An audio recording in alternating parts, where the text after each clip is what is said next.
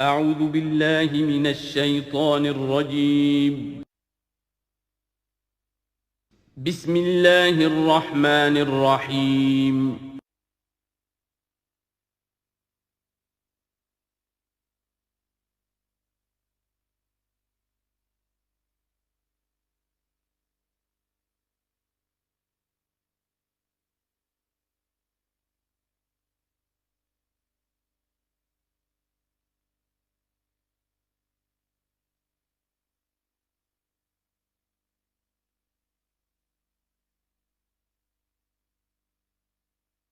نحمده ونصلي على رسوله الكريم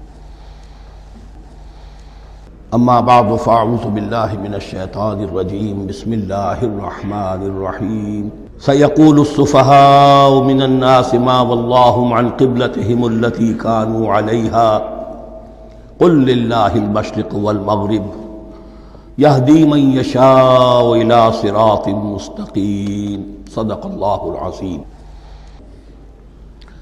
اب یہ تحویل قبلہ کا مضمون براہ راست آ رہا ہے۔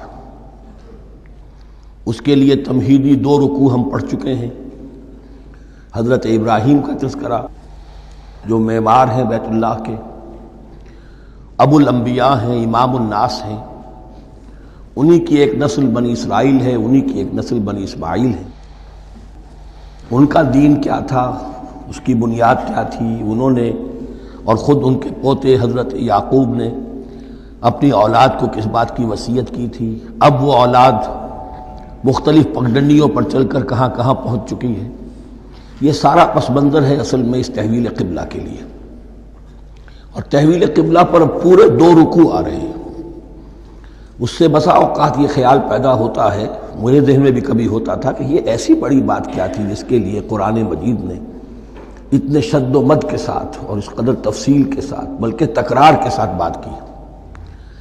تو اصل میں اس کو یوں سمجھیے کہ ایک خاص مذہبی ذہنیت ہوتی ہے، اور وہ مذہبی ذہنیت یہ ہوتی ہے کہ اعمال کے ظاہر پر ان کی توجہ زیادہ مرکوز ہو جاتی ہے، اعمال کی جو روح ہے زیادہ اس کی طرف توجہ نہیں ہوتی۔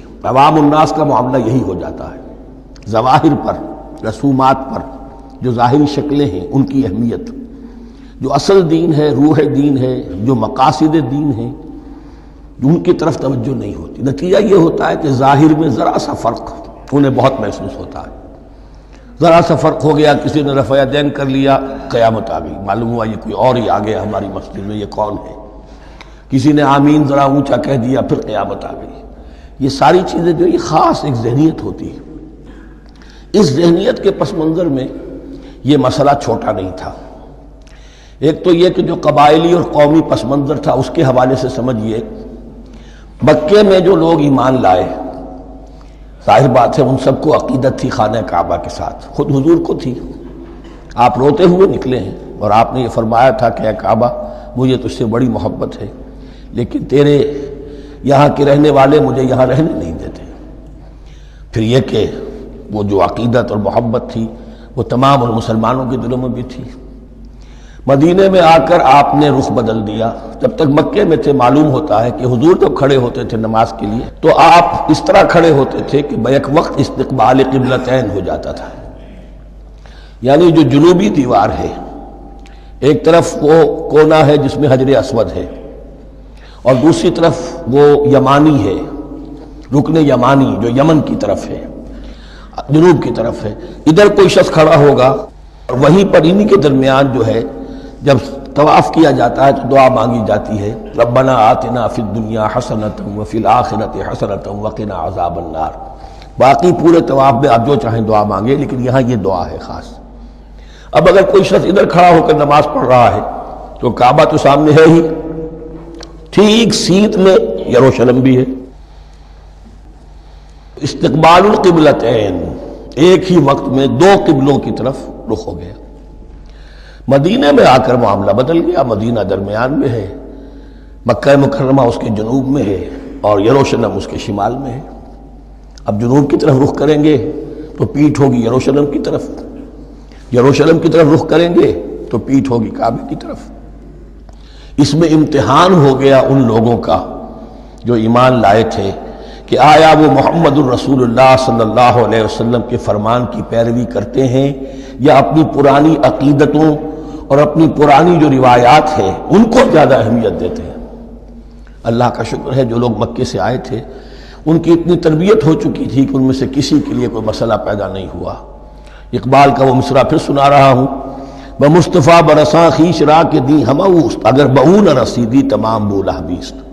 حالانکہ قرآن مجید میں کہیں منقول نہیں ہے کہ اللہ نے حکم دیا تھا، ہو سکتا ہے اللہ نے حضور کو وحی خفی کے ذریعے سے حکم دیا ہو، لیکن وحی جلی میں کہیں نہیں ہے کہ آپ کو حکم دیا گیا ہو کہ اب یروشلم کی طرف رخ کر کے نماز پڑھیے۔ یہ امتحان ہو گیا کہ رسول کا اتباع کتنا کچھ ہے۔ اب جب یہ حکم آیا اب امتحان ہو گیا جو مدینے میں رہنے والے جو ایمان لائے تھے ان کا، اس لیے کہ یہاں یہودی بھی تھے، بعض ان میں سے ایمان لائے، عبداللہ ابن سلام رضی اللہ تعالیٰ عنہ تھے، ان کو علماء میں سے تھے، لیکن جو اور دوسرے لوگ تھے وہ بھی زیر اثر تھے یہود کے علماء کے، ان کے دل میں بھی یروشلم کی عظمت تھی۔ اب جب انہیں رخ کرنا پڑا تو یہ ان کے ایمان کا امتحان ہو گیا۔ تو یہ بڑا امتحان تھا اس میں کہ جو سب کے لیے مثبر تھا، اور مسلمانوں میں سے بعض لوگوں کے دلوں میں یہ خیال بھی پیدا ہوا ہوگا اگر اصل قبلہ یہ تھا تو ہم نے اب تک جو نمازیں پڑھی ہیں وہ تو پھر ہم نے غلط اس پر پڑھی، ہماری اتنی سالوں کی، کسی کو ایمان لائے وہ 10 برس ہو گئے، ہماری ان نمازوں کا کیا بنے گا؟ وہ نمازیں ضائع ہو گئیں تو نماز تو ایمان کا رکن رکین ہے، تو بڑی تشویش پیدا ہو گئی۔ اس کے ساتھ ہی ایک مسئلہ یہ پیدا ہوا سیاسی اعتبار سے کہ یہود اب تک تو یہ سمجھ رہے تھے کہ حضور نے اور مسلمانوں نے ہمارا قبلہ اختیار کر لیا ہے، تو گویا کہ ہمارے کیمپ فالوورز ہیں، ہمارا تو انہوں نے اتباع کیا ہے، لہذا ہمیں کوئی خاص اندیشہ نہیں ان کی طرف سے۔ لیکن اب جب قبلہ بدل گیا تو ان کے کان کھڑے ہو گئے کہ یہ تو پھر کوئی نئی اب ملت ہے اور نئی امت کی تشکیل ہو رہی ہے، لہذا ان کی طرف سے مخالفت جو تھی اس کے اندر شدت زیادہ پیدا ہو گئی۔ یہ سارے مضامین تھے کہ جو یہاں پر زیر بحث آ رہے ہیں۔ سَيَقُولُ السُّفَهَاءُ مِنَ النَّاسِ، بہت غیر معمولی ہے اس کا آغاز ہی اس آیت کا۔ ان قریب کہیں گے لوگوں میں سے احمق اور بے وقوف لوگ، مَا وَلَّاهُمْ عَنْ قِبْلَتِهِمُ الَّتِي كَانُوا عَلَيْهَا، کس چیز نے پھیر دیا انہیں اس قبلے سے کہ جس پر یہ تھے۔ یعنی یہ 16 مہینے نماز پڑھی ہے بیت المقدس کی طرف رخ کر کے، یروشلم کی طرف، اب کس چیز نے پھیر دیا انہیں؟ قُلْ لِلَّهِ الْمَشْرِقُ وَالْمَغْرِبُ، دیکھیے وہی الفاظ جو 14ویں رکوع میں آئے تھے جو تمہید بن رہے تھے، کہہ دیجئے کہ اللہ ہی کے لیے ہے مشرق اور مغرب۔ گویا کہ شمال اور جنوب، مشرق و مغرب، شمال و جنوب، محاورے میں مشرق و مغرب زیادہ استعمال ہوتا ہے، سب اللہ کے ہیں، اللہ کسی سمت میں محدود نہیں ہے۔ یہدی من یشاء الی صراط مستقیم، وہ جس کو چاہتا ہے سیدھے راستے کی طرف ہدایت دے دیتا ہے۔ وَكَذَلِكَ جَعَلْنَاكُمْ، اب یہ خاص بات کہی جا رہی ہے، اے مسلمانوں تم اس تحویل قبلہ کو معمولی بات نہ سمجھو، یہ علامت ہے اس بات کی کہ اب تمہیں وہ حیثیت حاصل ہو گئی۔ وَكَذَلِكَ جَعَلْنَاكُمْ أُمَّةً وَسَطًا لِتَكُونُوا شُهَدَاءَ عَلَى النَّاسِ وَيَكُونَ الرَّسُولُ عَلَيْكُمْ شَهِيدًا، اب تمہارا فرض منصب یہ ہے کہ رسول نے جس دین کی گواہی تم پر دی ہے اپنے عمل سے، اپنے قول سے، اسی دین کی گواہی تمہیں دینی ہے اپنے قول سے اور اپنے عمل سے پوری نوع انسانی پر۔ اب تم لنک بن گئے ہو۔ اب تک نبوت کا سلسلہ جاری تھا، ایک نبی کی تعلیم ختم ہوئی، بگڑ گئی، تحریف ہو گئی، غائب ہو گئی، دوسرا نبی آ گیا، پھر کچھ تیسرا آ گیا، چلے آ رہے۔ لہذا ہر دور کے اندر اب وہ جو معاملہ تھا تسلسل کے ساتھ چل رہا تھا، اب یہاں نبوت ختم ہو رہی ہے محمد الرسول اللہ صلی اللہ علیہ وسلم پر، تو نوع انسانی تو ختم نہیں ہو رہی، ابھی قیامت تو نہیں آئی ہے۔ اب آگے لوگوں کو تبلیغ کرنا، ان تک دین پہنچانا، ان پر حجت قائم کرنا، ان کا احقاق حق اور ابطال باطل کا فریضہ سر انجام دینا، یہ کون کرے گا؟ تو پہلے تو ہمیشہ اللہ کی طرف سے وہی جبریل لائے اور نبی کے پاس آ گئے، نبی نے لوگوں کو سکھا دیا۔ اب یہ کہ اللہ سے جبریل لائے محمد کے پاس، محمد نے سکھایا تمہیں، اور تمہیں سکھانا ہے پوری نوع انسانی کو، تو تم اب وہ درمیانی لنک ہو۔ وَكَذَلِكَ جَعَلْنَاكُمْ أُمَّةً وَسَطًا لِتَكُونُوا شُهَدَاءَ عَلَى النَّاسِ وَيَكُونَ الرَّسُولُ عَلَيْكُمْ شَهِيدًا، یہ مضمون زیادہ کھلے گا چل کر سورہ حج کی آخری آیات میں۔ اسی طرح سے مراد یہ کہ تحویل قبلہ ایک مظہر ہے اس کا اس سے اب تم اپنی ذمہ داریوں کا اندازہ کرو، صرف خوشیاں نہ مناؤ، جشن نہ مناؤ، بلکہ یہ کہ یہ ایک بہت بڑی ذمہ داری کا بوجھ ہے جو تم پر آ گیا۔ کبھی ہم نے اپنے بندے محمد کے کاندھوں پر جب یہ بوجھ رکھا تھا تو ان سے بھی کہا تھا صلی اللہ علیہ وسلم انا سنلقی علیک قولا ثقیلا، اے نبی ہم آپ پر ایک بھاری بات ڈالنے والے ہیں۔ وہی بھاری بات بہت بڑے پیمانے پر اب تمہارے کندھوں پر آ گئی ہے۔ وَكَذَلِكَ جَعَلْنَاكُمْ أُمَّةً وَسَطًا لِتَكُونُوا شُهَدَاءَ عَلَى النَّاسِ وَيَكُونَ الرَّسُولُ عَلَيْكُمْ شَهِيدًا وَمَا جَعَلْنَا الْقِبْلَةَ الَّتِي كُنْتَ عَلَيْهَا، اور ہم نے نہیں قرار دیا تھا اس قبلے کو جس پر کہ اے نبی آپ پہلے تھے۔ یعنی یہ دو طرح کی بات ہو سکتی ہے، وہی خفی سے اللہ نے فرمایا ہو کہ اے محمد اب کچھ عرصے کے لیے یروشلم کی طرف رخ کر کے نماز پڑھو، وہی جلی میں نہیں ہے، اور یہ بھی ہو سکتا ہے یہ حضور کا اجتہاد ہو اور اسے اللہ نے قبول فرما لیا ہو۔ دونوں باتوں کا امکان موجود ہے۔ حضور کے اجتہاد پر اگر اللہ کی طرف سے نفی نہ آئے تو وہ گویا اللہ کی طرف سے۔ وَمَا جَعَلْنَا الْقِبْلَةَ الَّتِي كُنْتَ عَلَيْهَا إِلَّا لِنَعْلَمَ مَن يَتَّبِعُ الرَّسُولَ وَمِمَّن يَنقَلِبُ عَلَىٰ عَقِبَيْهِ، اور نہیں ٹھہرایا تھا ہم نے اس قبلے کو جس پر کہ آپ رہے ہیں مگر یہ جاننے کے لیے کہ کون ہے، یہ ظاہر کرنے کے لیے کہ کون ہے کہ جو اتباع کرتے ہیں رسول کا صلی اللہ علیہ وسلم، اور وہ کون ہے کہ جو اپنی ایڑیوں کے بل لوٹ جاتے ہیں۔ یعنی مدینے میں آ کر اگر کوئی مکے کا مسلمان کہتا صاحب یہ قبلہ مجھے قبول نہیں ہے، وہ واپس ہو جاتا، ایسا ہوا نہیں۔ اور اب جب مکے کی طرف رخ ہو گیا ہے تو کوئی انصار میں سے، کوئی مدینے میں جو ایمان لائے ان میں سے کسی نے کہا کہ ٹھیک ہے جی ہمارا قبلہ وہ تھا، اب آپ نے اپنا قبلہ بدل دیا، آپ کا راستہ اور ہمارا راستہ اور، نہیں، وہ تمام کے تمام مسلمان ان آزمائشوں میں کامیاب ہوئے۔ وَإِن كَانَتْ لَكَبِيرَةً إِلَّا عَلَى الَّذِينَ هَدَى اللَّهُ، اور واقعہ یہ ہے یقیناً یہ بہت بڑی بات تھی، اس طرح قبلے کے اندر تبدیلی قبول کر لینا آسان بات نہیں ہوتی، بڑا حساس مسئلہ ہوتا ہے، مگر ان کے لیے کہ جن کو اللہ نے ہدایت دی۔ وَمَا كَانَ اللَّهُ لِيُضِيعَ إِيمَانَكُمْ، اور اللہ ہرگز تمہارے ایمان کو ضائع کرنے والا نہیں ہے۔ ایمان سے یہاں مراد نماز جو ہے الصلاۃ عماد الدین، وہ جو تشویش ہو گئی تھی کہ ہماری ان نمازوں کا کیا بنے گا جو ہم نے 16 مہینے پڑھی ہیں بیت المقدس کی طرف رخ کر کے۔ وَمَا كَانَ اللَّهُ لِيُضِيعَ إِيمَانَكُمْ، اس وقت وہ حکم تھا رسول کا، وہ اللہ کے ہاں مقبول ہے، اس وقت یہ حکم ہے جو تمہیں رسول کی معرفت مل رہا ہے، اب تم اس کی پیروی کرو۔ ان اللہ بالناس لرؤوف الرحیم، یقیناً اللہ تعالیٰ تو انسانوں کے حق میں بہت ہی شفیق ہے اور بہت ہی رحیم ہے۔ قد نرى تقلب وجهك في السماء، معلوم ہوتا ہے خود حضور کو انتظار تھا اس فیصلے کا، اور معلوم ہوتا ہے کہ آپ پر بھی شاخ گزر رہا تھا یہ وقفہ کہ جس میں نماز پڑھتے ہوئے پیٹھ ہو رہی تھی بیت اللہ کی طرف، تو آپ بار بار آپ کی نگاہیں آسمان کی طرف اٹھتی تھی کہ کب وحی آئے، کب جبرائیل حکم لے کر آئیں۔ قد نرى تقلب وجهك في السماء، اے نبی ہم نے آپ کے چہرے کا بار بار آسمان کی طرف اٹھنا دیکھ لیا ہے۔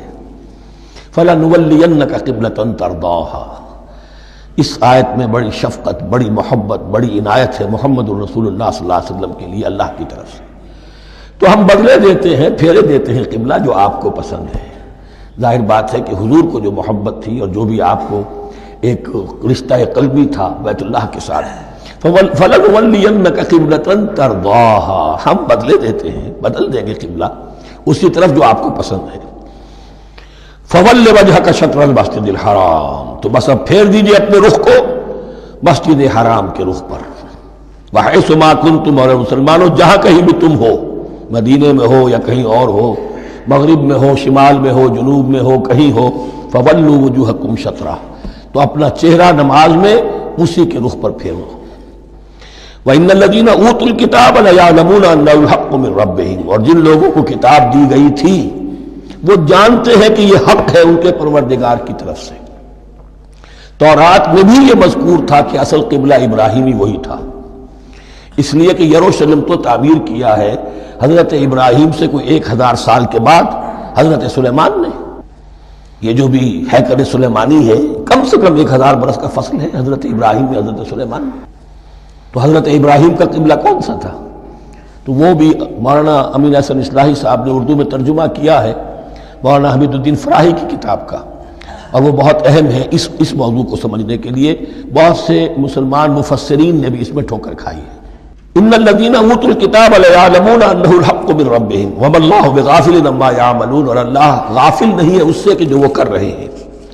وَلَئِنْ أَتَيْتَ الَّذِينَ أُوتُوا الْكِتَابَ بِكُلِّ آیَةٍ مَا تَبِعُوا قِبْلَتَكَ، اے نبی آپ ان اہل کتاب کو اگر تمام دلائل بھی دے دیں گے، تمام نشانیاں بھی دکھا دیں گے، تب بھی یہ آپ کے قبلے کی پیروی نہیں کریں گے۔ وَمَا أَنْتَ بِتَابِعٍ قِبْلَتَهُمْ، اور نہ ہی اب آپ پیروی کرنے والے ہیں ان کے قبلے کی، یہ تو لکم دینکم ولی دین والا معاملہ ہو گیا۔ وَمَا بَعْضُهُمْ بِتَابِعٍ قِبْلَةَ بَعْضٍ، حد یہ ہے کہ یہ خود جو ہے آپس میں ایک دوسرے کے قبلے کی پیروی نہیں کرتے، یعنی نصارہ اور یہود اگرچہ یروشلم سب کا قبلہ ہے، لیکن عین یروشلم میں جا کر جو یہودی ہیں وہ مغربی گوشے کو اختیار کرتے تھے، مغرب کی طرف رخ کرتے تھے ہیکل سلیمانی میں، اور جو نصارہ ہے وہ مشرق کی طرف، اس لیے کہ حضرت مریم سلام علیہا نے جو اعتکاف کیا تھا مکاناً شرقیہ، وہ جو مکان تھا ان کا جہاں اعتکاف تھا، جہاں فرشتہ ان کے پاس آیا ہے، وہ ہیکل کے کسی شرقی گوشے میں تھا، تو انہوں نے عیسائیوں نے اسی کو اپنا شرقی گوشے کو قبلہ بنا لیا۔ وَلَئِنِ اتَّبَعْتَ أَهْوَاءَهُمْ، اور اے نبی اگر بالفرض آپ نے ان کی خواہشات کی پیروی کی، مِن بَعْدِ مَا جَاءَكَ مِنَ الْعِلْمِ، اس کے بعد کہ آپ کے پاس العلم صحیح علم آ چکا ہے، إِنَّكَ إِذًا لَمِنَ الظَّالِمِينَ، تو آپ بھی پھر ظلم کرنے والوں میں سے ہو جائیں گے، معاذ اللہ۔ الذین آتیناہم الکتاب یعرفونہ کما یعرفون ابناءہم، جن لوگوں کو ہم نے کتاب دی، یعنی تورات اور انجیل کے جو صحیح ماننے والے ہیں، یہ نکتہ یہاں نوٹ کر لیجئے، تورات اور انجیل کے ماننے والوں میں سے غلط کاروں کے لیے مجہول کا صیغہ آتا ہے، اوتوا الکتابہ، جنہیں کتاب دی گئی تھی، اور جو ان میں سے ٹھیک تھے، صحیح رخ پر تھے، ان کے لیے معروف کا صیغہ ہوتا ہے جنہیں کتاب ہم نے دی تھی۔ یہ انداز جو ہے معروف اور مجہول کا، یہ آپ دیکھیں گے کہ فرق ہوگا، جہاں ان کی کسی غلط بات کا تذکرہ ہوگا الذین اوتوا الکتاب، اور جہاں اچھی بات کا تو وہاں یہ کہ جو آتیناہم الکتاب، الذین آتیناہم الکتاب یعرفونہ کما یعرفون ابناءہم، وہ ایسے ہی پہچانتے ہیں اس کو۔ ہو کی ضمیر قبلے کی طرف بھی ہے، اور ہو کی ضمیر محمد الرسول اللہ کی طرف بھی ہے، ہو کی ضمیر قرآن کی طرف بھی ہے، ایسے پہچانتے ہیں جیسے اپنے بیٹوں کو۔ وَإِنَّ فَرِيقًا مِّنْهُمْ، اور یقیناً ان میں سے ایک گروہ وہ ہے لَيَكْتُمُونَ الْحَقَّ وَهُمْ يَعْلَمُونَ، جو جانتے بوجھتے حق کو چھپاتے ہیں۔ الحق من ربک، یہ حق ہے آپ کے رب کی طرف سے، فَلَا تَكُونَنَّ مِنَ الْمُمْتَرِينَ، تو آپ ہرگز نہ بنے شک کرنے والوں میں۔ یہ حضور سے خطاب ہو رہا ہے، اور حضور کی وساطت سے اصل میں ہر مسلمان سے خطاب ہو رہا ہے، یہ بات ان سے کہی جا رہی ہے کہ اس میں کوئی شک اپنے پاس مت آنے دو، یہ تو حق ہے تمہارے پروردگار کی طرف سے۔ وَلِكُلٍّ وِجْهَةٌ هُوَ مُوَلِّيهَا، ہر ایک کے لیے ہم نے ایک رخ معین کر دیا جس کی طرف کہ وہ رخ کرتا ہے۔ فَاسْتَبِقُوا الْخَيْرَاتِ، تو مسلمانوں تمہارے لیے ایک رخ تو ہم نے معین کر دیا بیت اللہ کا، ایک باطنی رخ کیا ہے؟ نیکیوں میں ایک دوسرے سے آگے بڑھنے کی کوشش کرو۔ ایک ہے ظاہر، نماز کا ظاہر ہے، آپ نے قبلے کی طرف رخ کر لیا ہے، آپ نے وضو کیا ہے، ایک نماز کا باطن ہے، خشوع ہے، خضوع ہے، حضور قلب حاصل ہے، رقت ہے، معلوم ہے کس کے سامنے حاضری ہے۔ اسی طریقے سے قبلہ ایک تو یہ ہے جو کہ کعبہ ہے، بیت اللہ ہے، ایک یہ فاستبقوا الخیرات، تم ہر نیکی کے اندر ایک دوسرے سے آگے بڑھنے کی کوشش کرو۔ اینما تکونوا یأتی بکم اللہ جمیعا، جہاں کہیں بھی ہوگے اللہ تم سب کو لے آئے گا، جمع کر دے گا۔ ان اللہ علی کل شیء قدیر، یقیناً اللہ تعالی ہر چیز پر قادر ہے۔ ومن حیث خرجت فول وجهک شطر المسجد الحرام، اور جدھر سے بھی آپ کا نکلنا ہو، کہیں سفر کریں، کہیں بھی جائیں، تو آپ اپنا رخ پھیر دیجئے مسجد حرام کی طرف۔ وَإِنَّهُ لَلْحَقُّ مِن رَبِّكَ، اور یہ یقیناً حق ہے آپ کے رب کی طرف سے۔ وَمَا اللَّهُ بِغَافِلٍ عَمَّا تَعْمَلُونَ، اور اللہ غافل نہیں اس سے کہ جو تم کر رہے ہو۔ یہاں بظاہر جو ہے کلام حضور سے ہے، اصل میں مسلمانوں سے خطاب ہے بواسطہ محمد صلی اللہ علیہ وسلم۔ وَمِنْ حَيْثُ خَرَجْتَ فَوَلِّ وَجْهَكَ شَطْرَ الْمَسْجِدِ الْحَرَامِ وَحَيْثُ مَا كُنْتُمْ فَوَلُّوا وُجُوهَكُمْ شَطْرَهُ، اور دیکھو جہاں بھی تم نکلو اپنا رخ کرو مسجد حرام کی طرف۔ امریکہ میں جاؤ تب بھی رخ ہوگا مسجد حرام کی طرف، روس میں جاؤ رخ تمہارا ہوگا مسجد حرام کی طرف۔ وَحَيْثُ مَا كُنْتُمْ، اور اے مسلمانوں جہاں کہیں بھی تم ہو، فَوَلُّوا وُجُوهَكُمْ شَطْرَهُ، تو اپنے چہروں کو پھیر دو اسی کے رخ پر۔ لِأَلَّا يَكُونَ لِلنَّاسِ عَلَيْكُمْ حُجَّةٌ، تاکہ نہ رہے لوگوں کے پاس تمہارے خلاف کوئی دلیل۔ اب اس بات کو سمجھ لیجئے کہ چونکہ تورات میں لکھا ہوا تھا کہ نبی آخر الزمان کا قبلہ کعبہ ہوگا، اگر حضور یہ قبلہ اختیار نہ کرتے تو علماء یہود حجت قائم کرتے مسلمانوں پر کہ دیکھو تورات میں تو یہ لکھا ہے اور انہوں نے وہ اختیار نہیں کیا. تو یہ گویا کہ ان کے اوپر اتمام حجت بھی ہو رہا ہے اور قطع عذر بھی ہو رہا ہے، ان کی حجت کی جڑ بھی کٹ رہی ہے. الا الذین ظلموا منہم، سوائے ان میں سے ان کے جو ظالم ہیں، اعتراض کرنے کے لیے لاکھ انہوں نے پھر بھی ہیلے بہانے بنائی لینے ہیں. فلا تخشوہم، تو اے مسلمانوں ان سے نہ ڈرو، واخشونی، مجھ سے ڈرو. وَلِأُتِمَّ نِعْمَتِي عَلَيْكُمْ، اور یہ جو تحویل قبلہ ہوئی ہے اور محمد الرسول اللہ صلی اللہ علیہ وسلم کی بعثت کی بنیاد پر ایک نئی امت کو شکل دی جا رہی ہے اور اسے اب امامت الناس سے سرفراز کیا جا رہا ہے، وراثت ابراہیمی اب اسے منتقل ہو گئی ہے. یہ اس لیے ہے وَلِأُتِمَّ نِعْمَتِي عَلَيْكُمْ، اپنی نعمت میں تم پر اس کا اتمام فرما دوں، مکمل کر دوں. وَلَعَلَّكُمْ تَهْتَدُونَ، اور تاکہ تم ہدایت یافتہ بن جاؤ. کما ارسلنا فیکم رسولا، جیسے کہ ہم نے بھیج دیا ہے تم میں ایک رسول. اب یہ دعا ابراہیم و اسماعیل یاد کر لیجئے. ربنا وبعث فیہم رسولا منہم یتلو علیہم آیاتک ویعلمہم الکتاب والحکمت ویزکیہم. اب گویا کہ وہاں تو دعا تھی اور یہ 3000 سال کے بعد اس دعا کا ظہور ہو رہا ہے بعثت محمدی کی شکل میں. کما ارسلنا فیکم رسولا منکم، جیسے کہ ہم نے بھیج دیا ہے تم میں رسول اپنا تم ہی میں سے. یتلو علیکم آیاتنا، وہ تلاوت کرتا ہے تم پر ہماری آیات. ویزکیکم، تمہیں پاک کرتا ہے، تزکیہ کرتا ہے تمہارا. ویعلمکم الکتاب والحکمہ، اور تمہیں تعلیم دیتا ہے کتاب و حکمت کی. ویعلمکم ما لم تکونوا تعلمون، اور تمہیں تعلیم دے رہا ہے ان چیزوں کی جو تمہیں معلوم نہیں تھی. یہاں ایک نقطہ بڑا اہم ہے، حضرت ابراہیم اور اسماعیل کی دعا میں جو ترتیب تھی یہاں اللہ نے اس کو بدل دیا ہے. وہاں کیا تھا؟ تلاوت آیات، تعلیم کتاب و حکمت، پھر تزکیہ. یہاں کیا ہے؟ تلاوت آیات، پھر تزکیہ، پھر تعلیم کتاب و حکمت. اب ظاہر بات ہے کہ حضرت ابراہیم حضرت اسماعیل نے جو بات کہی وہ بھی غلط تو نہیں ہو سکتی، لیکن ہم یہ کہہ سکتے ہیں کہ اس کی امپرووڈ فارم یہ ہے جو اللہ تعالیٰ کی طرف سے دی گئی، اس لیے کہ تزکیہ مقدم ہے. اگر نیت صحیح نہیں ہے تو تعلیم کتاب و حکمت مفید نہیں ہوگی بلکہ گمراہی میں اضافہ ہوگا. نیت کج ہے تو گمراہی بڑھتی چلی جائے گی. اور تزکیہ کا حاصل کیا ہے؟ نیت درست ہو جائے، اخلاص، نحن لہ مخلصون. اگر یہ نہیں ہے تو جتنا پڑھو گے، جتنے بڑے عالم ہوگے، شیطان بھی بن سکتے ہو. بڑے بڑے فتنے عالموں نے اٹھائے ہیں.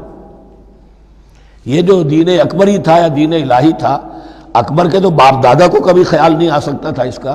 یہ پٹی پڑھانے والے کون تھے؟ ابو الفضل اور فیضی جیسے علماء، بہت بڑے علماء. اسی طرح غلام احمد قادیانی، اس کو اصل میں جو بھی پٹیاں پڑھائی ہیں وہ تو پڑھائی حکیم نور الدین نے جو بہت بڑا عالم تھا، اہل حدیث عالم تھا.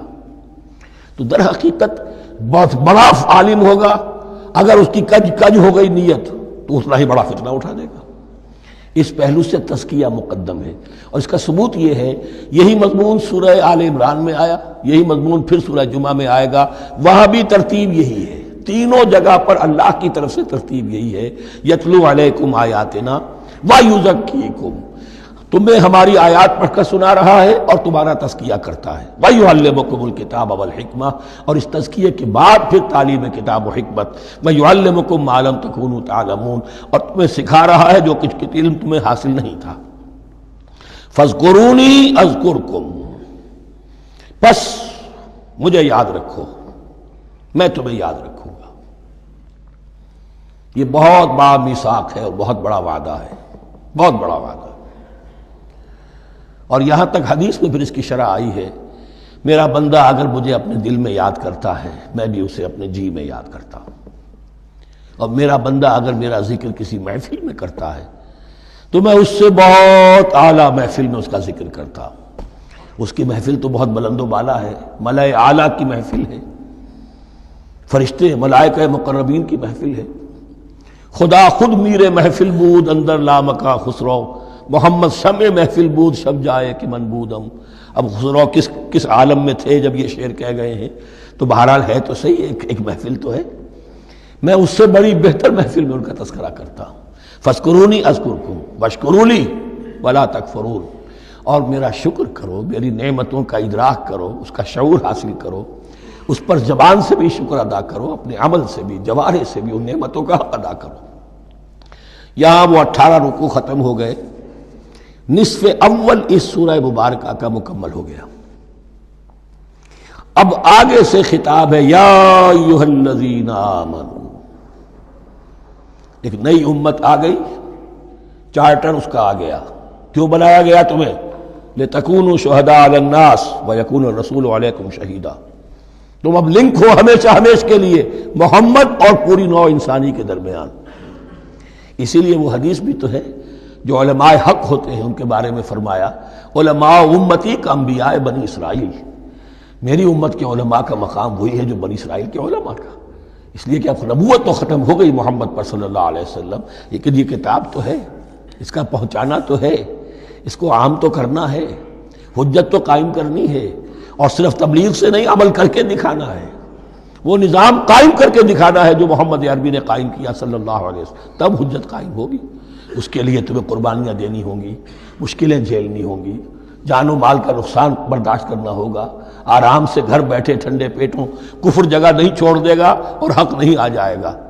کفر کو ہٹانے کے لیے اور باطل کو ختم کرنے کے لیے اور حق کو قائم کرنے کے لیے تن من دھن تمہیں لگانے ہوں گے۔ اب دیکھیے وہ کال آ رہی ہے، یا ایھا الذین آمنوا استعینوا بالصبر والصلاۃ، یہی وہ الفاظ تھے کہ وہ جو 7 آیتیں تھیں جن کو میں نے کہا تھا خطاب میں بنی اسرائیل میں وہ بمنزلہ فاتحہ ہیں، ان میں الفاظ آئے تھے واستعینوا بالصبر والصلاۃ وانھا لکبیرۃ الا علی الخاشعین الذین یظنون انہم ملاقو ربہم وانہم الیہ راجعون۔ اب وہی خطاب یہاں ہو رہا ہے، یا ایھا الذین آمنوا استعینوا بالصبر والصلاۃ، یہ میں بیان وہاں کر چکا ہوں، ان اللہ مع الصابرین، جان لو کہ اللہ صبر کرنے والوں کے ساتھ ہے۔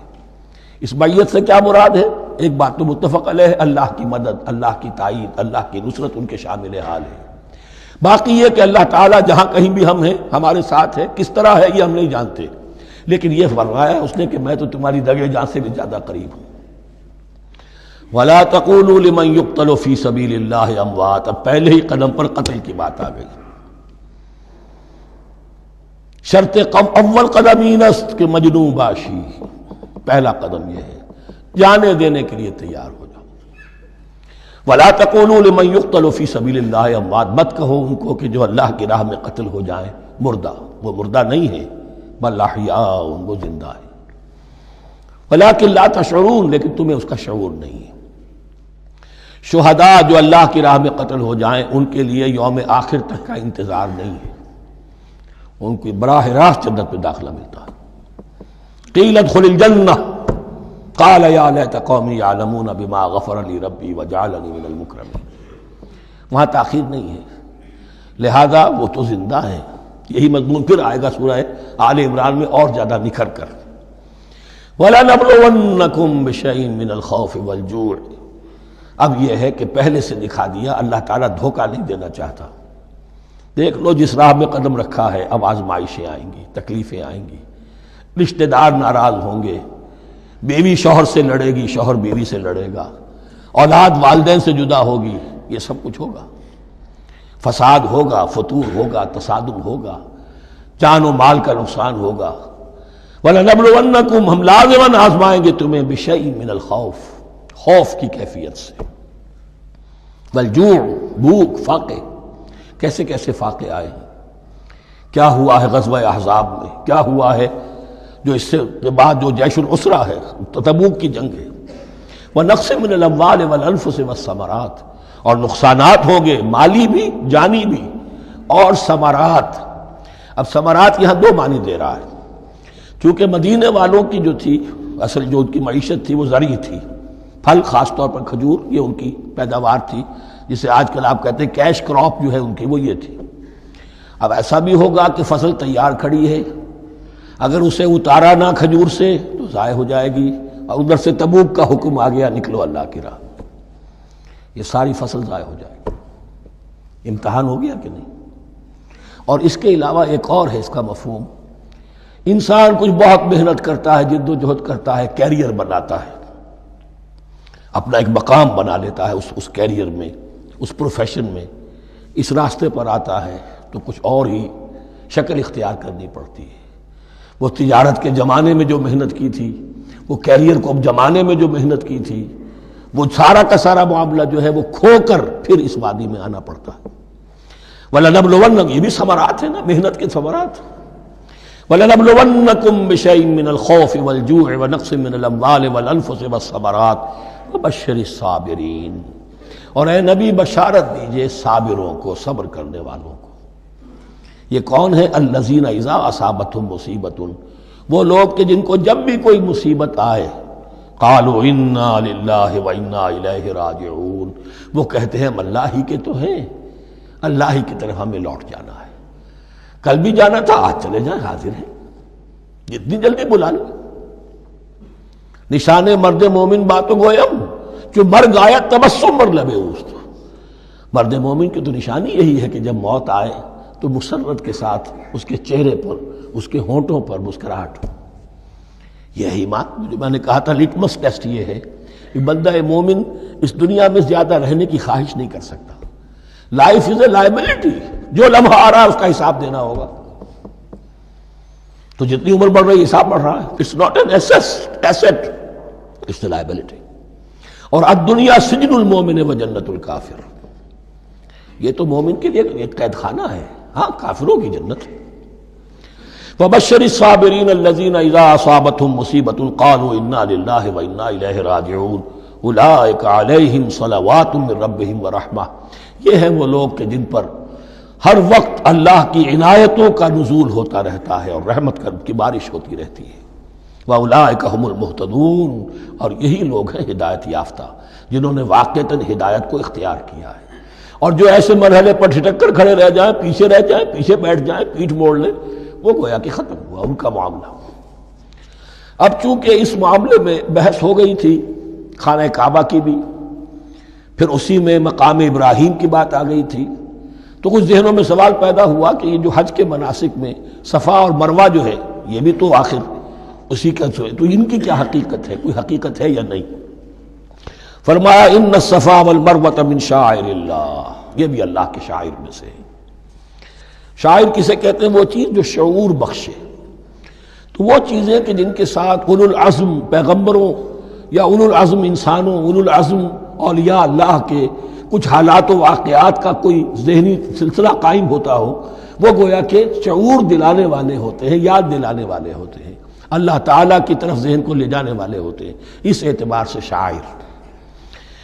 ان الصفا والمروہ من شعائر اللہ فمن حج البیت او اعتمر فلا جناح علیہ ان یطوف بہما، تو جو کوئی بھی ہمارے گھر کا حج کرے، بیت اللہ کا حج کرے یا عمرہ کرے، اعتمر، فلا جناح علیہ، تو کوئی حرج نہیں ہے اس پر، ان یطوف بہما، کہ ان دونوں کا بھی طواف کرے، وہ جو 7 چکر لگائے جاتے ہیں، ان الصفا والمروہ۔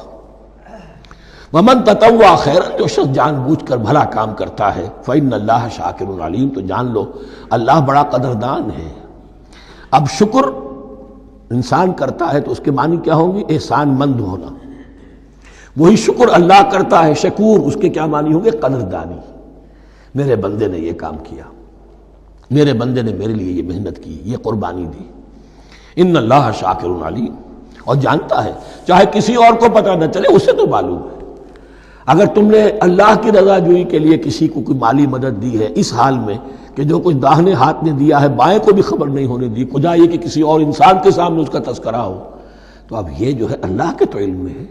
اگر تو اللہ سے اجر و ثواب چاہتے ہو تو اس کا ڈنڈورا پیٹنے کی کوئی ضرورت نہیں، اور اگر تم نے لوگوں کو دکھانے کے لیے کیا تھا تو وہ تو شرک ہو گیا، لائبلٹی ہو گئی۔ ان الذین یکتمون ما انزلنا من البینات، اب یہاں پھر کچھ آخری یوں سمجھیے کہ یہ اب جس کو کہتے ہیں موپنگ اپ آپریشن، بات مضمون تو پورا ختم ہو گیا لیکن کچھ نہیں صحیح چیزیں ابھی ہیں سابقہ امت مسلمہ کے بارے میں کہنے کی، وہ مزید ایڈ کی جا رہی ہیں۔ ان الذین یکتمون ما انزلنا من البینات والہدی من بعد ما بیناہ للناس فی الکتاب اولئک یلعنهم اللہ یلعنهم اللاعنون، یقیناً وہ لوگ جو چھپاتے ہیں اس شے کو جو ہم نے نازل کی ہے بینات میں سے اور ہدایت میں سے، اس کے بعد کہ ہم نے ان کو واضح کر دیا ہے لوگوں کے لیے کتاب میں، وہ لوگ ہیں کہ جن پر لعنت کرتا ہے اللہ، اور لعنت کرتے ہیں تمام لعنت کرنے والے۔ یعنی علم ایک بہت بڑی جو ہے امانت ہے، اس علم کا چھپانا، کتمان حق، ہم آیت پڑھ آئے ہیں ومن اظلم ممن یکتم شہادۃ عندہ من اللہ، اگر اللہ کی طرف سے کوئی گواہی کسی کے پاس ہے وہ اسے چھپا لے تو اس سے بڑا ظالم کون ہوگا؟ اب انہی کی وضاحت ہو رہی ہے، کیسی کیسی کھلی شہادتیں تورات اور انجیل میں تھیں اور ان کو یہ چھپائے پھر رہے ہیں۔ ان الذين يكتمون ما انزلنا من البينات والهدى من بعد ما بيناه للناس في الكتاب اولئك يلعنهم الله ويلعنهم اللاعنون الا الذين تابوا واصلحوا وبينوا، سوائے ان کے کہ جو توبہ کرے، رجوع کرے اور اپنی اصلاح کر لے اور اب واضح کرے وہ شے کہ جو انہوں نے چھپائی ہوئی تھی اسے ظاہر کرے۔ فاولئک اتوب علیہم، تو ان کی توبہ میں قبول کروں گا اور ان کی طرف میں نگاہ التفات میں اپنی پھر ان کی طرف متوجہ کر دوں گا۔ وَأَنَا التَّوَّابُ الرَّحِيمُ، اور میں تو ہوں ہی توبہ کا قبول کرنے والا اور رحم فرمانے والا۔ إِنَّ الَّذِينَ كَفَرُوا وَمَاتُوا وَهُمْ كُفَّارٌ، یقیناً جن لوگوں نے کفر کیا اور وہ مرے اسی حال میں کہ کفر پر قائم تھے، أُولَٰئِكَ عَلَيْهِمْ لَعْنَةُ اللَّهِ وَالْمَلَائِكَةِ وَالنَّاسِ أَجْمَعِينَ، ان پر تو لعنت ہے اللہ کی بھی اور فرشتوں کی بھی اور تمام انسانوں کی بھی۔ خالدین فیہا، اس لعنت کی کیفیت میں وہ اب ہمیشہ رہیں گے۔ لا یخفف عنہم العذاب، نہ ان پر سے عذاب کے اندر کوئی کمی کی جائے گی، ولا ہم ینظرون، نہ انہیں کوئی مہلت ملے گی کہ عذاب کا تسلسل ذرا سی دیر کے لیے وقفہ ہو جائے، سانس لینے کی مہلت مل جائے۔ ولا ہم ینظرون۔ وَإِلَٰهُكُمْ إِلَٰهٌ وَاحِدٌ، سن لو تمہارا الہ اور معبود ایک ہی الہ ہے۔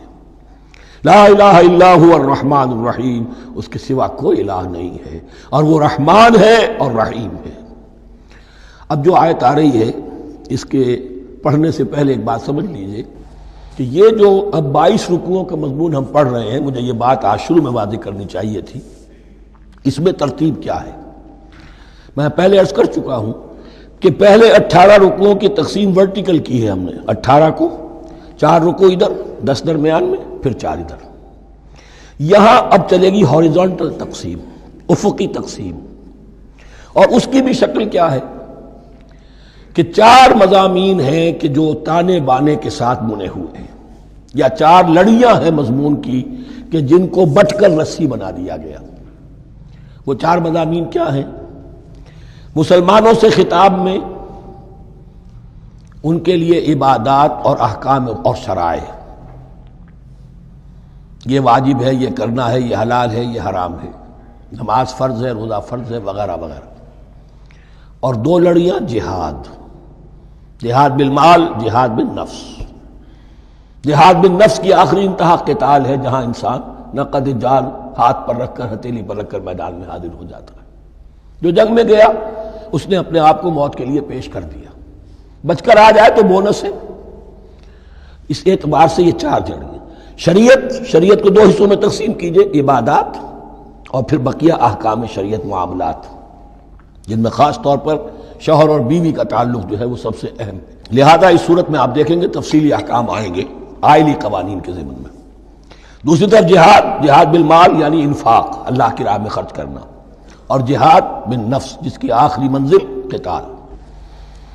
اب یہ 4 لڑیاں اس طرح سے ہیں، فرض کیجئے ایک لال لڑی ہے، ایک پیلی ہے، ایک نیلی ہے، ایک ہری ہے، ان کو بٹ دیا گیا ہے۔ جب ایک طرف سے دیکھیں گے تو کٹا پھٹا نظر آئے گا، رنگ لال نظر آیا، پھر پیلا نظر آیا، پھر نیلا نظر آیا، پھر ہرا، پھر لال، پھر نیلا، پھر پیلا، پھر ہرا۔ تو ایسا معلوم ہوگا جیسے کٹے پھٹے ہیں مضامین۔ لڑیاں کھول دیجئے، معلوم ہوگا ایک لڑی وہ بھی بڑی مسلسل ہے، جہاد بالمال کی، ایک لڑی ہے جہاد بالنفس یعنی قتال کی، ایک لڑی ہے جو عبادات کی، ایک لڑی ہے معاملات کی اور شریعت کے احکام کی۔ یہ 4 لڑیاں، اور یہ تانے بانے کی طرح بنی ہوئی ہیں، لیکن اسی بنتی میں بہت بڑے حسین پھول موجود ہیں۔ طویل آیات، عظیم ترین آیات قرآن مجید کی، ان میں سے اب ایک آیت یہاں آ رہی ہے۔ اس کو میں نے عنوان دیا ہے آیت الآیات۔ ان فی خلق السماوات والارض واختلاف اللیل والنہار والفلک التی تجری فی البحر بما ينفع الناس وما انزل اللہ من السماء من ماء فاحیا به الارض بعد موتها وبث فیہا من کل دابۃ وتصریف الریاح والسحاب المسخر بین السماء والارض لآیات لقوم یعقلون۔ اتنے فینومینا آف نیچر کسی ایک آیت میں جمع نہیں ہے قرآن. اللہ تعالیٰ تمام فینومینا آف نیچر کو اپنی آیتیں قرار دیتا ہے. آسمان اور زمین کی تخلیق، رات اور دن کا الٹ پھیر مختلف جگہوں پر، اور یہ جو ستارے ہیں اور یہ جو بھی نباتات ہیں زمین کی، ان میں سے آیتیں ہی آیت. لیکن ان آیت الآیات کو جس طرح یہاں ایک آیت میں سمویا ہے، یہ حکمت کا ایک بہت بڑا پھول ہے، بہت بڑا پھول جو ان چار لڑیوں کی بنتی کے اندر آ گیا ہے. یقیناً آسمان اور زمین کی تخلیق میں اور رات اور دن کے الٹ پھیر میں اور اس جہاز میں یا کشتی میں جو چلتی ہیں سمندر میں یا دریاؤں میں، وہ سامان لے کر جو لوگوں کو نفع دیتا ہے، بما ينفع الناس وما انزل اللہ من السماء من ماء، اور اس پانی میں کہ جو اللہ نے اتارا ہے آسمان سے، فاحیا به الارض بعد موتها، اور پھر اس سے وہ زندہ کر دیتا ہے زمین کو اس کے مردہ ہو جانے کے بعد. بے آب و گیا زمین پڑی تھی، بارش ہوئی ہے، اسی میں سے روئیدگی آ گئی ہے. وبث فیہا من کل دابہ، اور یہ تمام حیوانات اور چرند اور پرند جو اس کے اندر پھیلا دیے گئے ہیں. وتصریف الریاح، اور یہ ہواؤں کا چلنا جو ہے، کبھی پرواں چل رہی ہے، کبھی پچھمی چل رہی ہے، کبھی مشرق سے آ رہی ہے، کبھی مغرب سے آ رہی ہے، تصریف الریاح ہے. والسحاب المسخر بین السماء والارض، اور ان بادلوں میں کہ جو معلق کر دیے گئے آسمان اور زمین کے درمیان. لآیات لقوم یعقلون، ان سب میں آیات ہیں، نشانیاں ہیں ان لوگوں کے لیے جو عقل سے کام لیں. ان کو دیکھو اور ان کے خالق کو، مدبر کو پہچانو. آیات ہے، اور ان کے آیات کے پہچاننے کا جو عملی نتیجہ نکلنا چاہیے، اور جس کو عام طور پر لوگ نہیں پہنچ پاتے جس تک، اب اگلی آیت میں اس کا تذکرہ ہے. نتیجہ تو نکلنا یہ چاہیے کہ پھر محبوب اللہ ہی ہو، شکر اسی کا ہو، اطاعت اسی کی ہو، عبادت اسی کی ہو. جب سورج میں کچھ نہیں، یہ تو اللہ نے اس کو بنایا ہے، یہ حرارت جو ہے اللہ نے دی ہے، چاند میں کچھ نہیں، ہوائیں چلانے والا کوئی وہی تو ہے. تو اب کسی شے کے لیے کوئی شکر نہیں، کسی شے کے لیے کوئی عبادت نہیں، کوئی ڈنڈوت نہیں، کوئی سجدہ نہیں، بلکہ صرف اللہ کے لیے. اور وہی مطلوب و مقصود بن جائے، وہی محبوب ہو. لا محبوب الا اللہ، لا مقصود الا اللہ، لا مطلوب الا اللہ. جن لوگوں کی یہاں تک رسائی نہیں ہو جاتی، وہ لوگ کسی اور شے کو اپنا محبوب و مطلوب بنا کر اس کی پرستی شروع کر دیتے ہیں. خدا تک نہیں پہنچے، اپنے نفسی کو معبود بنا لیا، جو یہ کہے کر رہے، معبود تو ہو گیا. ارأیت من اتخذ الہہ ہواہ، اپنے قوم کو معبود بنا لیا، قوم کی برتری کے لیے اور قوم کی سربلندی کے لیے جانے بھی دے رہے، وطن کو معبود بنا لیا.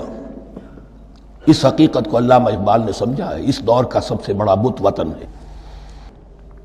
اس دور میں میں اور ہے، جام اور ہے، جم اور، ساقی نے بنا کی روش لطف و ستم اور، تہذیب کے آزر نے ترشوائے صنم اور، مسلم نے بھی تعمیر کیا اپنا حرم اور، ان تازہ خداؤں میں بڑا سب سے وطن ہے، جو پیرہن اس کا ہے وہ مذہب کا کفن ہے. نیشنلزم، ٹیریٹوریل، وطنی قومیت، وطن کی جے، یہ معبود بنائے بیٹھے. تو اب یہاں سنیے، ومن الناس، اور لوگوں میں سے کچھ ایسے بھی ہیں، من یتخذ من دون اللہ اندادا، جو اللہ کو چھوڑ کر کچھ اور چیزوں کو اس کا مد مقابل بنا دیتے ہیں.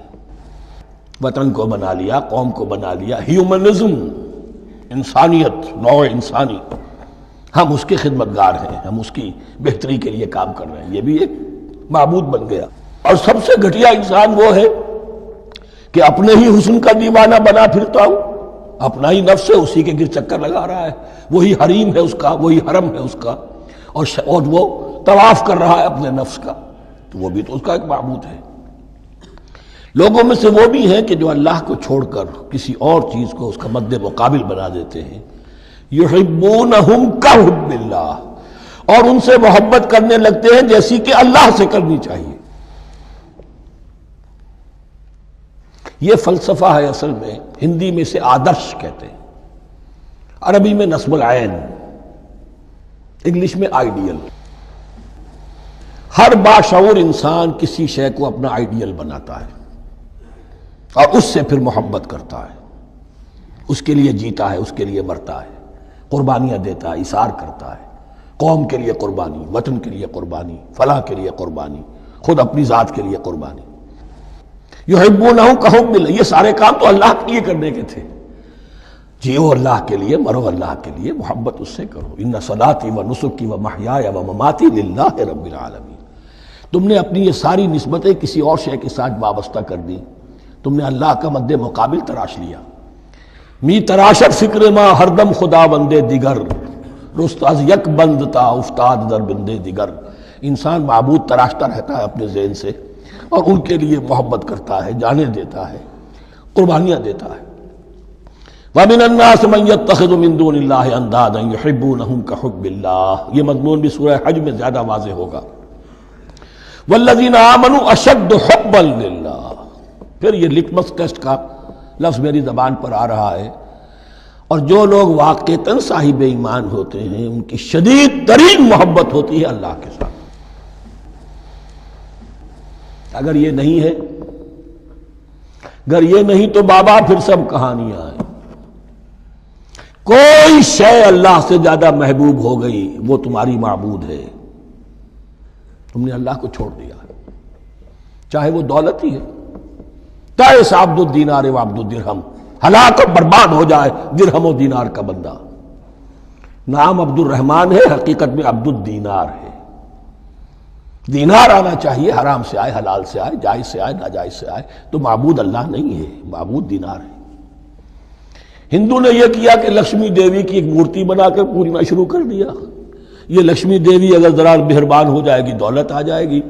ہم نے کہا ہٹاؤ اس درمیان کے لنک کو، سیدھے ہی دولت کو کیوں نہ پوجو، پیٹرو ڈالر کو پوجو، ڈالر کو پوجو، ترک وطن کرو، ماں باپ کو چھوڑو یہاں سے سکتا ہوا کہ مر رہے ہیں اور کوئی ان کا بیٹا ان کی بیٹی ان کے پاس نہیں، کس لیے؟ ڈالر۔ کون معبود ہوا؟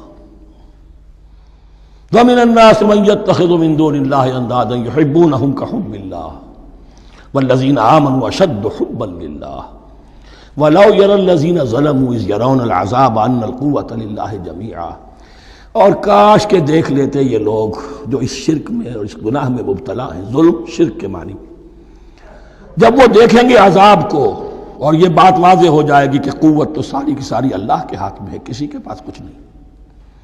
وَأَنَّ اللَّهَ شَدِيدُ الْعِقَابِ، اور یہ کہ اللہ سزا شدید العذاب، اللہ سزا دینے میں بہت سخت ہے۔ اس وقت آنکھ کھلے گی تو فائدہ کیا ہوگا؟ اب آنکھ کھلے تو فائدہ ہے۔ اِسْتَبَرَّأَ الَّذِينَ اتُّبِعُوا مِنَ الَّذِينَ اتَّبَعُوا، اب انسانی معاشرے کے اندر یہ ہوتا ہے، کچھ لوگ ہوتے ہیں لیڈر لوگ جو اپنے پیچھے لوگوں کو لگا لیتے ہیں، چاہے ڈیماگوگز ہو، چاہے مذہبی جو ہے وہ مسندوں کے والی ہوں، اپنے پیچھے لگاتے ہیں، اور ان کے پیچھے لگنے والے جو ہیں وہ یہ سمجھتے ہوئے ان کی عزت بھی ہے، ان کا احترام بھی ہے، ان کے نیچے دبے بھی ہوئے، ان کا پیچھے پیچھے چلتے ہیں۔ قیامت کے دن وہ تبرہ کریں گے کہ تم نے ہمیں مروایا، ہم تمہاری پیروی کرتے رہے، ہم نے سمجھا تم جو کہہ رہے ہیں وہ ٹھیک ہے، ہم نے تمہیں اپنا لیڈر مانا۔ اب وہ اعلان برات کریں گے، اللہ ہمارا ان سے کوئی تعلق نہیں۔ استبرأ الذین اتبعوا، اور اس کے جواب میں پھر وہ کریں گے ہمارا تم سے کوئی تعلق نہیں۔ اس روز کے جن لوگوں کا اتباع کیا گیا تھا دنیا میں، لیڈر لوگ، وہ ان لوگوں سے جنہوں نے پیروی کی تھی ان سے تبرہ کریں گے۔ وَرَأَوُا الْعَذَابَ وَتَقَطَّعَتْ بِهِمُ الْأَسْبَابُ، اور وہ دیکھ لیں گے عذاب کو، نگاہوں کے سامنے جہنم آ جائے گی اور تمام رشتے منقطع ہو جائیں گے۔ یوم یفر المرء من اخیہ وامہ وابیہ وصاحبتہ وبنیہ لکل امرئ منہم یومئذ شأن یغنیہ یود المجرم لو یفتدی من عذاب یومئذ ببنیہ وصاحبتہ واخیہ وفصیلتہ التی تؤویہ ومن فی الارض جمیعا ثم ینجیہ۔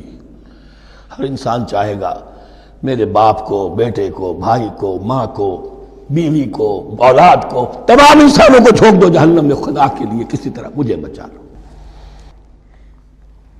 تقطعت بہم الاسباب، سارے رشتے منقطع ہو جائیں گے، جن رشتوں کی وجہ سے حرام کو حلال اور حلال کو حرام کر رہے ہو، جن کی دلجوئی کے لیے حرام کی کمائی کرتے ہو، جن کی دلجوئی کے لیے دین کے راستے سے آگے نہیں بڑھ رہے ہو، دین کے راستے میں بیوی ناراض نہ ہو جائے، گھر والے ناراض نہ ہو جائیں. بتقطعت بہم الاسباب، یہ سارے رشتے یہیں تک کے لیے ختم ہو جائیں. وقال الذین اتبعوا، اور جو ان کے پیروکار تھے وہ کہیں گے لو ان لنا کرۃ، اگر کہیں ہمیں دنیا میں لوٹنا نصیب ہو جائے، فنتبرأ منہم کما تبرؤوا منا، تو ہم بھی ان سے اسی طرح برات کریں گے جیسے آج یہ ہم سے برات کر رہے ہیں. کذالک یریہم اللہ اعمالہم حسرات علیہم، اس طرح اللہ ان کو دکھائے گا ان کے اعمال حسرتیں بن جائیں گے. کاش کہ ہم نے سمجھا ہوتا، کاش کہ ہم نے ان کی پیروی نہ کی ہوتی، کاش کہ ہم نے ان کو اپنا لیڈر اور اپنا ہادی اور رہنما نہ مانا ہوتا. وما ہم بخارجین من النار، لیکن وہ اب آگ سے نکلنے والے نہیں ہوں گے. یا ایھا الناس کلوا مما فی الارض حلالا طیبا ولا تتبعوا خطوات الشیطان انہ لکم عدو مبین. اے لوگو، زمین میں جو کچھ حلال اور طیب ہے، حلال ہے اور پاک ہے، صاف ستھری چیز اور حلال چیز، وہ کھاؤ، اور شیطان کے نقش قدم کی پیروی نہ کرو. انہ لکم عدو مبین، یقیناً وہ تمہارے لیے کھلا دشمن ہے. یہ بحث اصل میں کھلے گی سورہ انعام میں جا کر. وہاں عرب میں یہ رواج تھا، بتوں کے نام پر کوئی جانور چھوڑ دیتے تھے، جیسے ہندوؤں میں بھی تھی رواج، ہم نے تو بچپن میں دیکھا ہے. کوئی سانڈ چھوڑ دیا، کسی کے کان جو ہے وہ چیر دیے، یہ فلاں بت کے لیے ہے، فلاں دیوی کے لیے ہے. اب اسے کوئی کچھ نہیں کہہ سکتا تھا، وہ جہاں چاہیں وہ منہ ماریں جا کر ان کا، اور پھر ان کا ظاہر بات ہے ان کا گوشت کیسے کھایا جا سکتا تھا. تو عرب میں بھی یہ رواج تھے، اور ابھی تک اس کے کچھ نہ کچھ ریزیڈیول ایفیکٹس تھے. آباء و اجداد کی جو رسمیں چلی آ رہی ہوں وہ آسانی سے جو ہے وہ چھوٹتی نہیں ہے، کچھ نہ کچھ اثرات رہتے ہیں، جیسے آج تک ہمارے ہاں ہندوانہ اثرات موجود ہیں. تو ایسے لوگوں سے کہا جا رہا ہے کہ یہ تمام حرمتیں جو تمہارے ان لوگوں نے مشرکین نے بنا لی تھی، یہ جانور حرام، یہ جانور حرام ہو گیا، اسے فلاں کے نام پر نامزد کیا ہے، اس اونٹ کی جو ہے اتنی اونٹنیوں کے ساتھ جفتی ہو چکی ہے، اب بس اس کو خالی کر دو، چھوڑ دو، نہ اس کے اوپر سواری کی جائے گی اور نہ اس کا گوشت کھایا جائے گا. یہ کوئی نہیں ہے. جو چیز حلال ہے اصلاً اور طیب ہے، کھاؤ. انما یامرکم بالسوء والفحشاء، یقیناً شیطان تمہیں حکم دیتا ہے بدی کا اور بے حیائی کا. وان تقولوا علی اللہ ما لا تعلمون، اور اس کا کہ تم کہو اللہ کی طرف نسبت کر کے جو تم جانتے نہیں ہو کہ اللہ نے حرام کیا. بھائی تمہیں کہاں معلوم؟ کوئی دلیل لاؤ، کسی کتاب میں دکھاؤ کہ اللہ نے یہ چیز حرام کر دی. وَإِذَا قِيلَ لَهُمُ اتَّبِعُوا مَا أَنزَلَ اللَّهُ قَالُوا بَلْ نَتَّبِعُ مَا أَلْفَيْنَا عَلَيْهِ آبَاءَنَا، اور جب ان سے کہا جاتا ہے اتباع کرو اس کی جو اللہ نے نازل کیا ہے، قالوا، وہ کہتے ہیں بل نتبع ما ألفينا عليه آباءنا، ہم تو پیروی کریں گے اس کی جس پر ہم نے پایا اپنے آباء و اجداد کو. أَوَلَوْ كَانَ آبَاؤُهُمْ لَا يَعْقِلُونَ شَيْئًا وَلَا يَهْتَدُونَ، کیا وہ اپنے آباء و اجداد ہی کی پیروی کرتے رہیں گے، خواہ ان کے آباء و اجداد نہ کسی بات کو سمجھ پائے ہوں نہ ہدایت یافتہ ہوئے. میں نے عرض کر دیا تھا کہ سورہ بقرہ میں جہاں دعوت تیسرے رکوع کی پہلی آیت شروع ہوئی، یا ایھا الناس اعبدوا ربکم الذی خلقکم والذین من قبلکم لعلکم تعقلون، وہ بھی تو مخلوق تھے جیسے تم مخلوق ہو، تم سے خطا ہو سکتی ہے ان سے بھی ہوئی، تم غلطی کر سکتے ہو انہوں نے بھی کی. ومثل الذین کفروا کمثل الذی ینطق بما لا یسمع الا دعاء ونداء.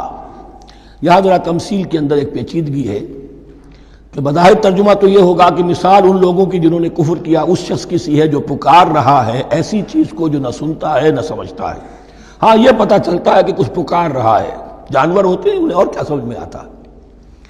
تو یہاں پہ اصل میں تمثیل میں مراد یہ ہے کہ حضور صلی اللہ علیہ وسلم اور مسلمان ان لوگوں کو جو سمجھانے کی کوشش کر رہے ہیں ان میں سے کچھ ایسے بھی ہیں کہ جو کچھ نہیں سمجھتے. دعا اور ندا تو ہے، صم بکم عمی فہم لا یعقلون، لیکن وہ بہرے بھی ہیں، گونگے بھی ہیں، اندھے بھی ہیں، وہ عقل سے کام نہیں لیتے. یا ایھا الذین آمنوا کلوا من طیبات ما رزقناکم، اے اہل ایمان کھاؤ ان تمام پاکیزہ چیزوں میں سے جو ہم نے تمہیں دی ہیں. واشکروا للہ، اللہ کا شکر ادا کرو، ان کنتم ایاہ تعبدون، اگر تم واقعتاً اسی کی عبادت کرنے والے ہو.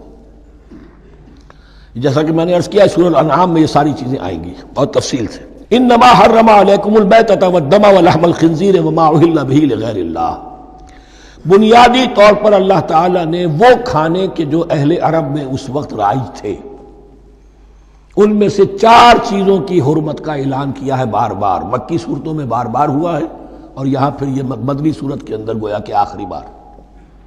انما حرم علیکم المیتۃ، اللہ نے تم پر حرام کیا مردار کو، جو اپنی آپ موت مر گیا، ذبح نہیں کیا گیا، والدم، اور خون حرام ہے، نجس ہے۔ اسی لیے جو ذبح کرنے کا ہمارا طریقہ ہے وہ یہ ہے کہ صرف گردن کو کاٹا جائے تاکہ اس میں شریانے وغیرہ کٹ جائے اور اکثر جو ہے خون جسم کا نکل جائے۔ اگر جھٹکا کیا جائے جیسے سکھ کرتے تھے، ایک ہی تلوار کے وار سے گردن اڑا دی بکری کی، یا یہ کہ جیسے کہ یورپ وغیرہ میں ہوتا ہے، تو پھر وہ خون اندر رہ جاتا ہے جسم کے، اس کے اندر پھر وہ اینٹھن نہیں ہوتی اس حیوان کے جسم میں کہ جس سے خون جو ہے وہ باہر چلا جائے، تو وہ لحم الخنزیر، اور تیسری چیز ہے خنزیر کا گوشت، اور چوتھی چیز وما اہل بہ لغیر اللہ، اور وہ کہ جس پر پکارا گیا ہو کسی کا نام اللہ کے سوا۔